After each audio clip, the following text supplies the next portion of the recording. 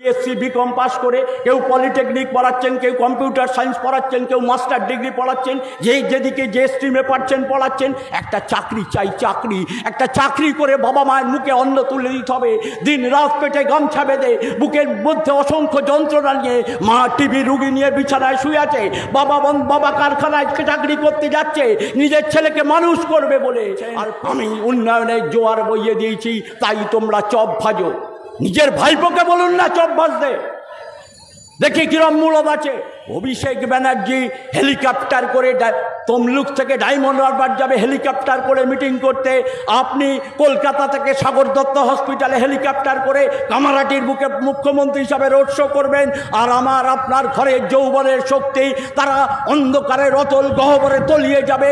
এই জিনিস আর মেনে নেওয়া যাচ্ছে না। দেওয়ালে ফিট থেকে গেছে বাংলার যৌবন। দীপশিতা গোটা রাজ্য ঘুরছে, মীনাক্ষী গোটা রাজ্য ঘুরছে, এ তো আমাদের সম্পদ। ঐশী ঘোষকে মেরে মাথা ফাটিয়ে দিয়েছি। কাদের জন্য লড়ছি? আপনার আমার ঘরের ছেলে মেয়েদের ভবিষ্যতের জন্য। আমরা বয়সের ভারে নুজ্জ হয়ে যেতে পারি, কিন্তু এই যৌবনের অফুরন্ত শক্তি যা আজকে বাংলায় জাগরিত হয়েছে, মীনাক্ষী থেকে শুরু করে, দীপশিতা থেকে শুরু করে, সায়নদীপ থেকে শুরু করে, প্রতিকুর রহমান থেকে শুরু করে, আক্রান্ত হচ্ছে সৃজন থেকে শুরু করে, এই শক্তি কাদের জন্য? বিকম পাস করে কেউ পলিটেকনিক পড়াচ্ছেন, কেউ কম্পিউটার সায়েন্স পড়াচ্ছেন, কেউ মাস্টার ডিগ্রি পড়াচ্ছেন, যেদিকে যে স্ট্রিমে পাচ্ছেন পড়াচ্ছেন। একটা চাকরি চাই, চাকরি। একটা চাকরি করে বাবা মায়ের মুখে অন্ন তুলে দিতে হবে।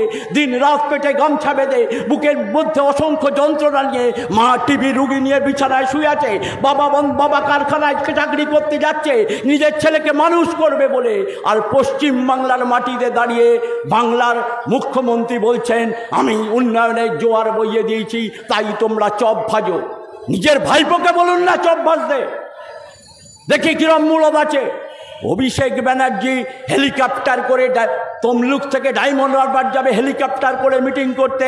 আপনি কলকাতা থেকে সাগর দত্ত হসপিটালে হেলিকপ্টার করে কামারহাটির বুকে মুখ্যমন্ত্রী হিসাবে রোড শো করবেন।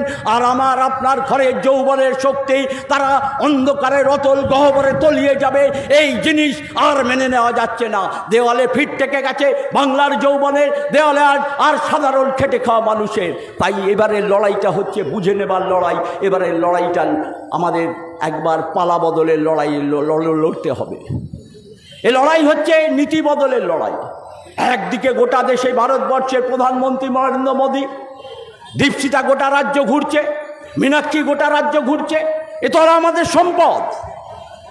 আজকের দীপশিতা, আজকের মীনাক্ষী, আজকের সায়নদীপ, আজকের পৃথাতা, আজকের প্রতিকুর রহমান, যারা লড়াই করছে নিজেদের জীবন বাজি রেখে। পুলিশের সামনে মীনাক্ষী চোখ তুলে কথা বলছে। কাদের জন্য লড়ছে? দীপশিতারা কাদের জন্য লড়ছে? নিজের ভবিষ্যৎ গড়ার জন্যে।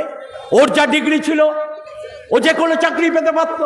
এই দীপশিতারা জওহরলাল নেহরু বিশ্ববিদ্যালয় যখন পড়েছে, বিজেপির এবিপি বাহিনী, ছাত্র সংগঠন তারা মেরেছে, আক্রান্ত করেছে, ফৌজদারি কেস দিয়েছে, ঐশী ঘোষকে মেরে মাথা ফাটিয়ে দিয়েছে। কাদের জন্য লড়ছে? আপনার আমার ঘরের ছেলে মেয়েদের ভবিষ্যতের জন্যে। আমরা যারা সাধারণ মানুষ আছি, আমরা সাথ দেবো না এদের লড়াইতে, এদের পাশে দাঁড়াবো না। আমাদের দেহে শক্তি না থাকতে পারে, আমরা বয়সের ভারে নুজ্জ হয়ে যেতে পারি, কিন্তু এই যৌবনের অফুরন্ত শক্তি যা আজকে বাংলায় জাগরিত হয়েছে, মীনাক্ষী থেকে শুরু করে, দীপশিতা থেকে শুরু করে, সায়নদীপ থেকে শুরু করে, প্রতিকুর রহমান থেকে শুরু করে, আক্রান্ত হচ্ছে সৃজন থেকে শুরু করে, এই শক্তি কাদের জন্য লড়ছে? এই শক্তি লড়ছে আপনার আমার আগামী দিনের ভবিষ্যৎ প্রজন্মের একটা নতুন সূর্যের আলো দেখাতে চায়।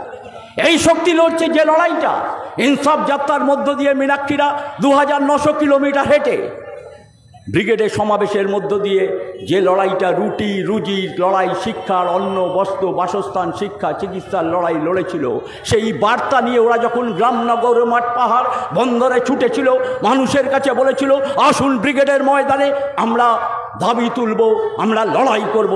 সেই